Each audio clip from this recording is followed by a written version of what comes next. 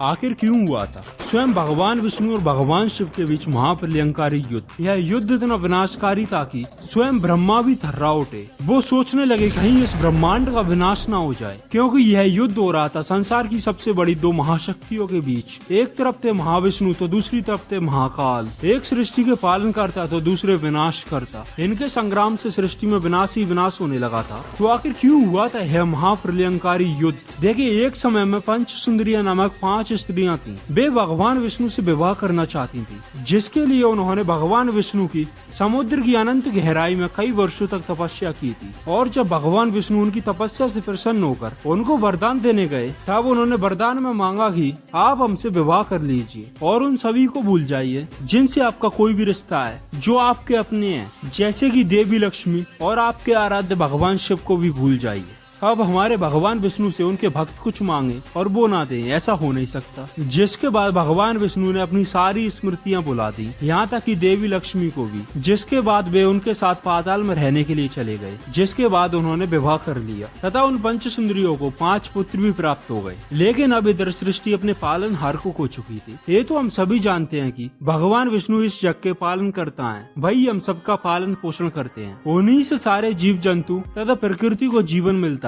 कुल मिलाकर सारी सृष्टि का कार्यभार भगवान विष्णु संभालते हैं। लेकिन अब उनके ना होने से समस्त सृष्टि में हलचल मची जाती है। पेड़ पौधे सूखने लगते हैं, जीव जंतु मरने लगते हैं, नदियाँ सूख गयी, फसलें नष्ट हो गयी। ये सब देखकर माता पार्वती चिंतित हो गयी। वे सोचने लगी ऐसा कैसे हो सकता है। तब उन्होंने भगवान शिव से पूछा कि स्वामी, सृष्टि में आ रहे संकट का कारण क्या है? तब भगवान शिव ने इसका कारण ज्ञात किया और कहा, जब सृष्टि के पालन करता ही अनुपस्थित है तो भला सृष्टि का कार्यभार कौन संभालेगा?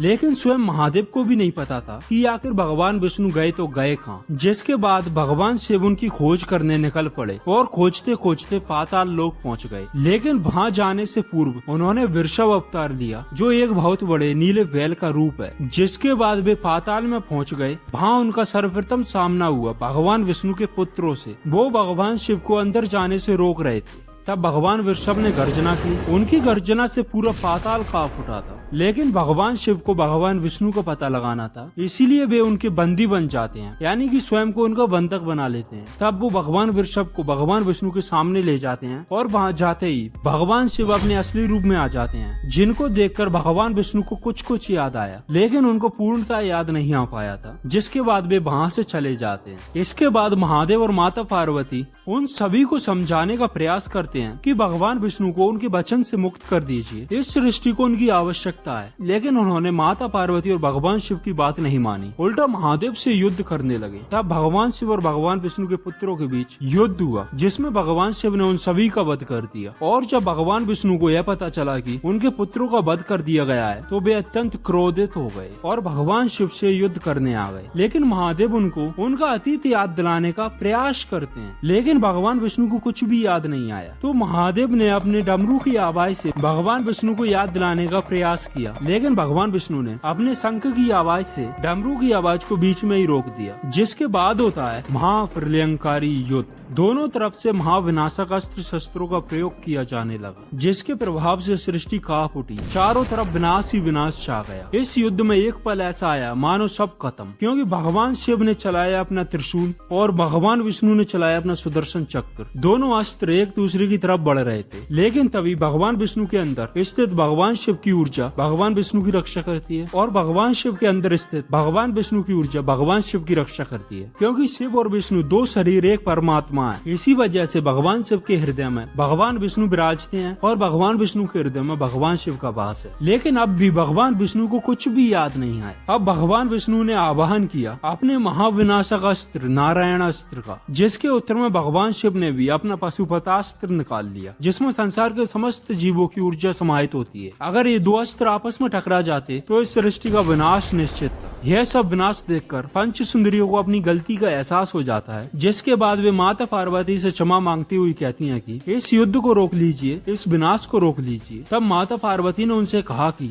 इस युद्ध को रोकने का एक ही उपाय है, भगवान विष्णु को उनके वचन से मुक्त कर दीजिए, उनके वरदान से मुक्त कर दीजिए। तब पंच सुंदरियों ने भगवान विष्णु को अपने वचन से मुक्त कर दिया। जिसके बाद भगवान विष्णु ने महादेव को पहचान लिया और अपना क्रोध त्याग दिया। अब आपके मन में एक सवाल होगा कि क्या महादेव नहीं जानते थे कि भगवान विष्णु कहाँ हैं और क्या भगवान विष्णु सच में सब भूल गए थे? तो देखिए, ऐसा कुछ भी नहीं, ये सब उनकी लीलाएं हैं, वरना इस सृष्टि में त्रिदेवों से बड़ा कुछ नहीं है। अगर आपको वीडियो पसंद आई हो तो इस वीडियो को लाइक कर देना, चैनल को सब्सक्राइब कर देना, बेल आइकन बटन को भी दबा देना और कमेंट में जय श्री हरिनारायण हर हर महादेव लिख देना।